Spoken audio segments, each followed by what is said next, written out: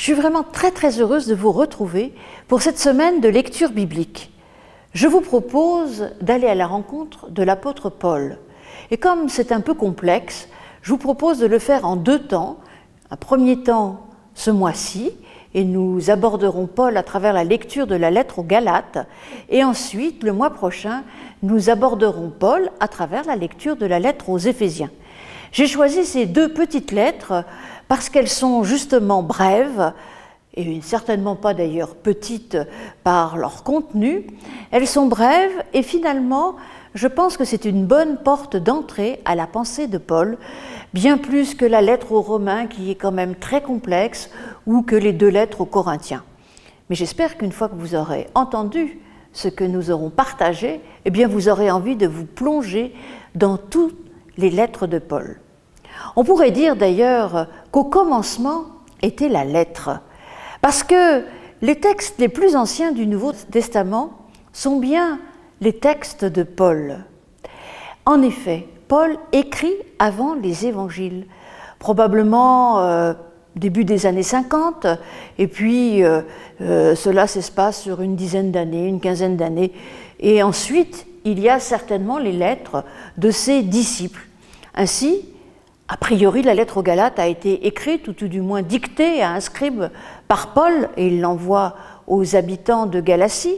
Et la lettre aux Éphésiens que nous aborderons la prochaine fois, eh bien cette lettre aurait été écrite plus tard par les disciples de Paul, et nous verrons combien eh bien, la théologie de Paul peut évoluer. À la fois d'ailleurs, elle évolue, mais il y a des choses qui sont absolument stables. Cette évolution est tout à fait intéressante parce qu'elle nous montre que ces lettres s'adressent à des communautés particulières qui ont des problèmes tout à fait spécifiques, et ainsi ces lettres sont aussi à remettre dans leur contexte, même si on ne connaît pas tout du contexte.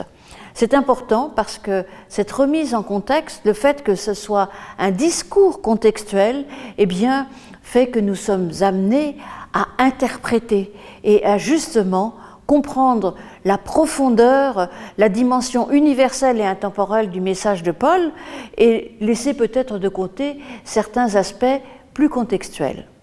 Donc je vous propose pour ce premier jour d'entendre les premiers versets de la lettre aux Galates ainsi que les premiers versets de la lettre aux Éphésiens. C'est tout à fait intéressant parce que Paul commence ses lettres toutes à peu près de la même manière et nous verrons ce qu'il y a de commun dans ces entrées, dans ces ouvertures qui sont, à mon avis, très importantes, voire essentielles pour comprendre tout le reste. Ainsi, la lettre aux Galates commence ainsi. Paul, apôtre, envoyé non pas par des humains, ni par l'entreprise d'un être humain, mais par Jésus-Christ et Dieu le Père qui l'a réveillé d'entre les morts. Et tous les frères qui sont avec moi aux églises de Galatie. Grâce et paix vous sont donnés de la part de Dieu notre Père et du Seigneur Jésus-Christ, qui s'est donné lui-même pour nos péchés, afin de nous délivrer du présent monde mauvais, selon la volonté de Dieu notre Père, à qui soit la gloire à tout jamais. Amen. Et voici aussi les deux premiers versets de la lettre de Paul aux Éphésiens, et vous entendrez qu'il y a bien des choses communes. Paul, apôtre de Jésus-Christ par la volonté de Dieu, à ceux qui, à Éphèse, sont saints et dignes de confiance en Jésus-Christ.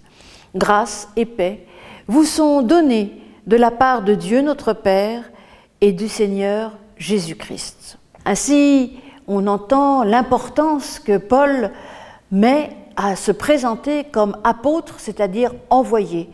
Il se présente ainsi pour donner son autorité. Il n'est pas envoyé ni par lui-même, ni par des humains, mais c'est Dieu qui l'a envoyé.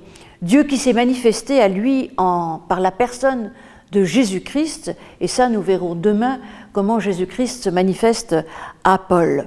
C'est important parce que cela lui donne l'autorité et cela montre combien sa parole eh bien, est issue de la parole de Dieu. Ce qu'il dit, eh bien, il est une sorte de nouveau prophète et Dieu parle par l'entremise de Paul. On peut l'entendre aussi comme cela. Ainsi, Paul se présente et se donne l'autorité et nous dit surtout d'où lui vient son autorité. Ensuite, Paul nous parle de Dieu et de Jésus-Christ. Et c'est tellement central dans la théologie de Paul. Il est important de noter que Dieu et Jésus-Christ ne sont pas les mêmes. Et surtout que chez Paul, Jésus-Christ n'est jamais confondu avec Dieu. C'est quelque chose que nous pouvons tout à fait entendre aujourd'hui encore, lorsque bien trop souvent, on pense que Jésus est Dieu. Eh bien, chez Paul, ce n'est pas du tout cela.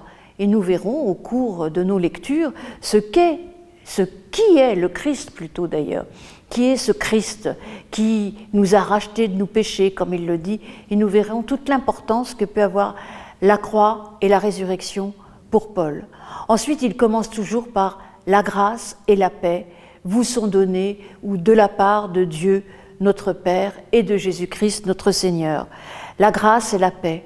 Et ça, c'est vraiment le cœur de la théologie paulinienne.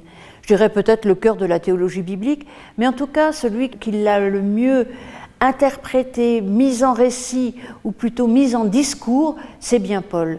La grâce, c'est l'amour de Dieu qui est premier, bien avant tout ce que nous pouvons faire.